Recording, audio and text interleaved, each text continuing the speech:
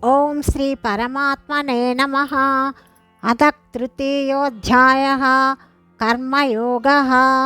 అర్జున ఉవాచ జాయసి చేత్ కర్మణస్తే మతా బుద్ధిర్జనార్దన తత్కిం కర్మణి ఘోరే మాం నియోజయసి కేశవ.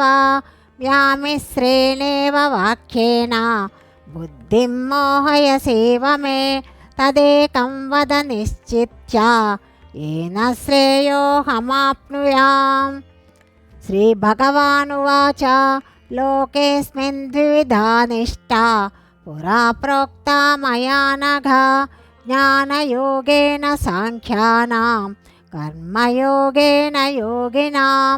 న కర్మణామనారంభాత్ నైష్కర్మ్యం పురుషోస్మృతే న చ సన్యసనాదేవ సిద్ధిం సమధిగచ్చతి. నహి కశ్చిత్ క్షణమపి జాతు తిష్టస్య కర్మకృత్ కార్యతే హ్యవసః కర్మ సర్వసః ప్రకృతిజైర్గుణైః. కర్మేంద్రియాణి సంయమ్య యాస్తే మనసా స్మరన్ ఇంద్రియార్థాన్ విమూఢాత్మా మిథ్యాచారః స ఉచ్యతే. యస్యింద్రియాణి మనసా నియమ్యారభతేర్జున కర్మేంద్రియైః కర్మయోగం అసక్తః స విశిష్యతే. నియతం కురు కర్మత్వం కర్మధ్యాయో హ్యకర్మణః శరీరయాత్రాపి చ తే న ప్రసిద్ధ్యేద్య కర్మణః. యజ్ఞార్థాత్ కర్మణోన్యత్ర లోకోయం కర్మ బంధనః తదర్థం కర్మ కౌంతేయ ముక్తసంఘః సమాచర. సహ యజ్ఞా ప్రజా స్పృష్ట్వా పురోవాచ ప్రజాపతిః అనేన ప్రసవిష్యధ్వం ఏషవో స్పృష్టకామధుక్. దేవాన్ భావయతానేన ते देवा भावयन्तु वः परस्परं भावयन्तः श्रेयः परमवाप्स्यथ. इष्टान् भोगान् हि वो देवा दास्यन्ते यज्ञभाविताः तैर्धर्ता न प्रदायैभ्यो यो भुङ्क्तेस्तेन एव सः. यज्ञशिष्टासिनः सन्तो मुच्यन्ते सर्वकिल्बिषैः भुञ्जते ते त्वगं पापा ये पचन्त्यात्मकारणात्. अन्नाद्भवन्ति भूतानि पद्यन्यादन्नसम्भवः यज्ञाद्भवति पद्यन्यो यज्ञः कर्म समुद्भवः. कर्म ब्रह्मोद्भवं विद्धि ब्रह्माक्षरसमुद्भवं तस्मात् सर्वगतं ब्रह्म नित्यं यज्ञे प्रतिष्ठितं. एवं प्रवर्तितं चक्रं नानुवर्तयति हयः अघायोरिन्द्रियारामो मोघं पार्थ स जीवति. यस्मात्मरविरेव स्यात् आत्मतृप्तश्च मानवः आत्मन्येव च सन्तुष्टः तस्य कार्यं न विद्यते. नैव तस्य कृतेनार्धो नाकृते नेह कश्चन न चास्य सर्वभूतेषु कश्चिदर्धव्यपाश्रयः. तस्मादसक्तः सततं कार्यं कर्म समाचर असक्तो ह्याचरन् कर्म परमाप्नोति पूरुषः. कर्मणैव हि संसिद्धिम् आस्थिता जनकादयः लोकसङ्ग्रहमेवापि सम्पश्यन् कर्तुमर्हसि.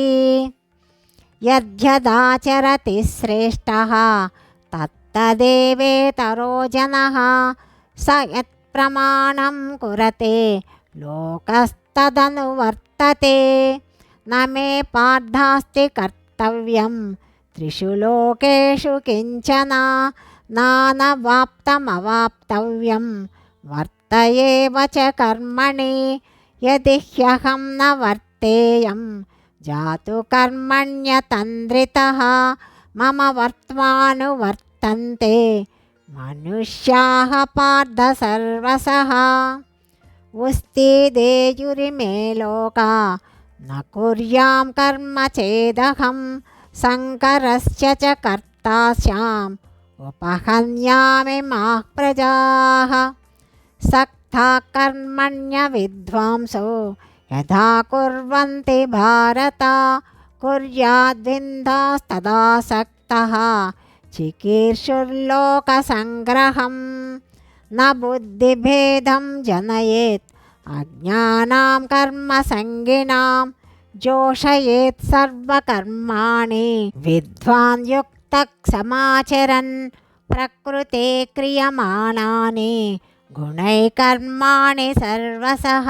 अहङ्कारविमूढात्मा कर्ताहमिति मन्यते तत्त्ववित्तु महाबाहो गुणकर्मविभागयोः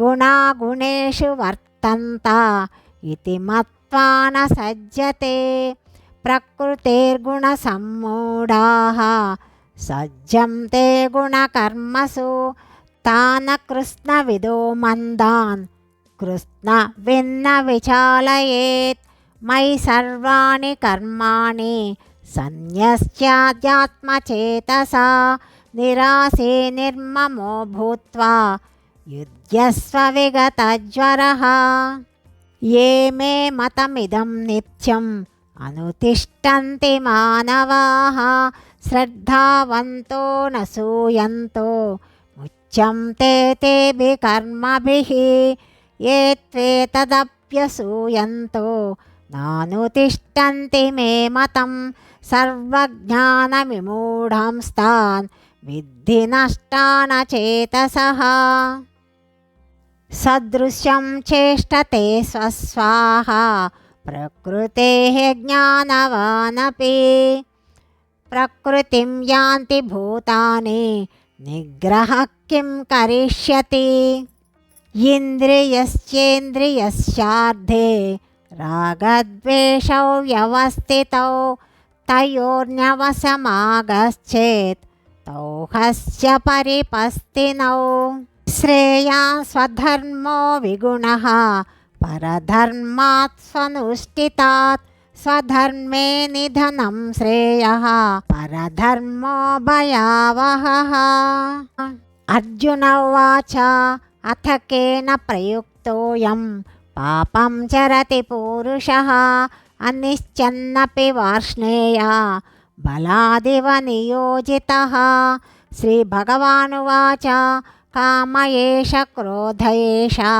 रजोगुणसमुद्भवः महाशनो महापाप्मा विद्येनमिह वैरिणं धूमेनाव्रियते वह्निः यथा दर्शो मलेन च यथोल्बेनावृतो गर्भः तथा तेनेदमावृतम् आवृतं ज्ञानमेतेन ज्ञानिनो नित्यवैरिणा कामरूपेण कौन्तेय दुष्पूरेणानलेन च इन्द्रियाणि मनोबुद्धिः अस्याधिष्ठानमुच्यते एतैर्विमोहयत्येषा ज्ञानमावृत्य देहिनं तस्मात् त्वमिन्द्रियाण्यादौ नियम्य भरतर्षभ पाप्नानं प्रजहिह्येनं